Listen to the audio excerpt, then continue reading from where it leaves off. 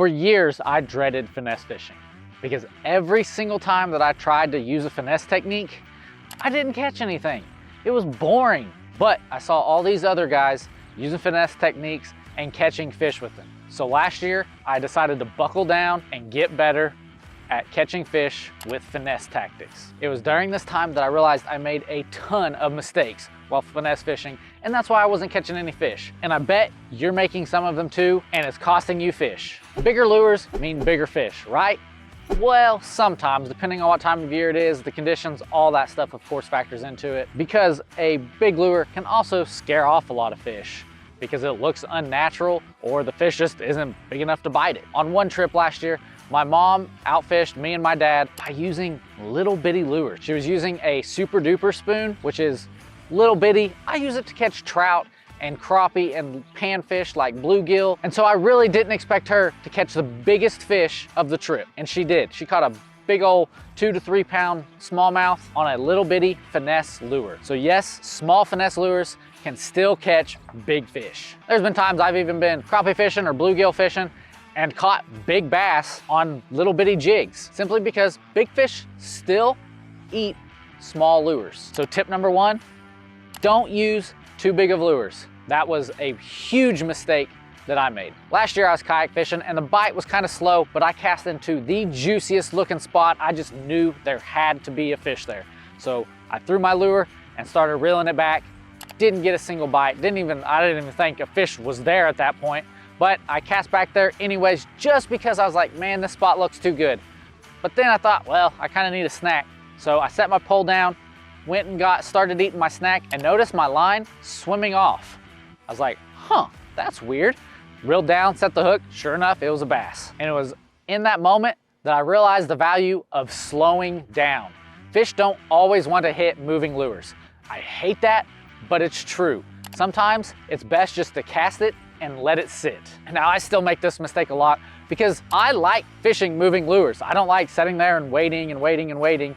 So I tend to fish too fast. That's probably the most common mistake I make, is fishing too fast.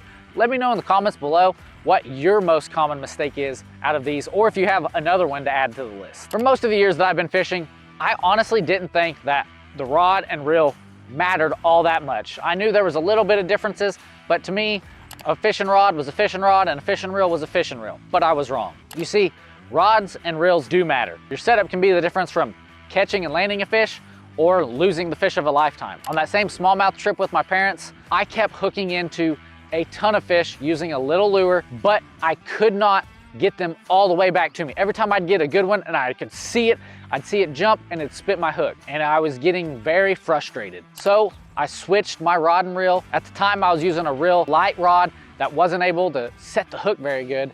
And when I switched to a little bit stiffer rod, I was able to set the hook so much better and I stopped losing fish. Now granted, my mom still outfished me and I didn't catch fish of a lifetime, but it made a difference in how many fish I caught. Now I'm not saying that you have to go out and buy 15 different rod and reels and have that set up like a professional angler. Ideally you have 3 to 4, but if you've just got one, then go out and use it and ignore this mistake. But if you need help picking out the gear, I've actually got a playlist.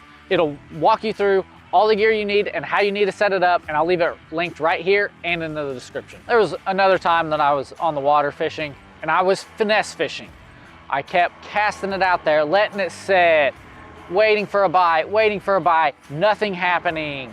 You know, I'd cast to that juicy spot and let it set, look and wait, nothing happening. And it was just so freaking boring. And so I put my finesse rod down and went to my favorite, power fishing. And I started catching fish. You see, the last mistake that a lot of guys also make is finesse fishing when you should be power fishing. My old boss asked me one time, were you working when you should have been fishing?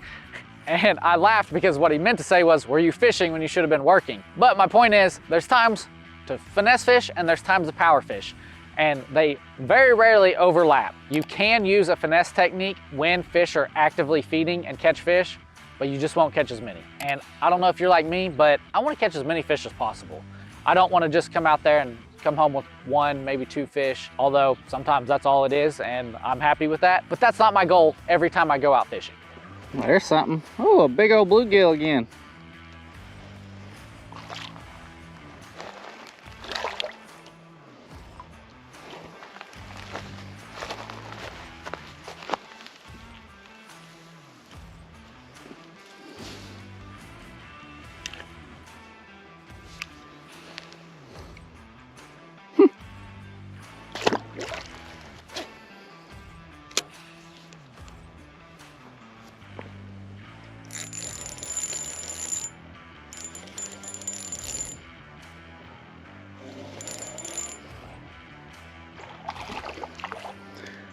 Telling you, switch to a smaller profile.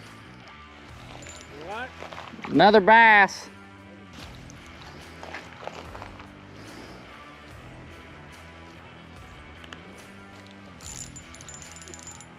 That's something good.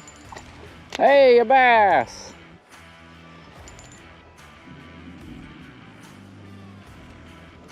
Got him. Hey, let me go get the scale. Yeah, that's a world record. Yeah.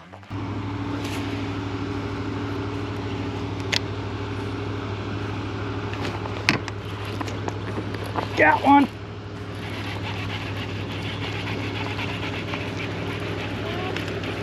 That's a smallmouth.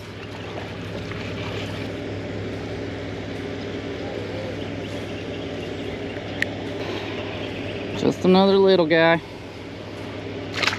You now know what mistakes to avoid when finesse fishing, but now you need to actually know how to do it. And one of the best finesse techniques is the Ned rig. And in the video below, I'll teach you everything I know about catching fish with the Ned rig in 15 minutes. I can't wait to see you there.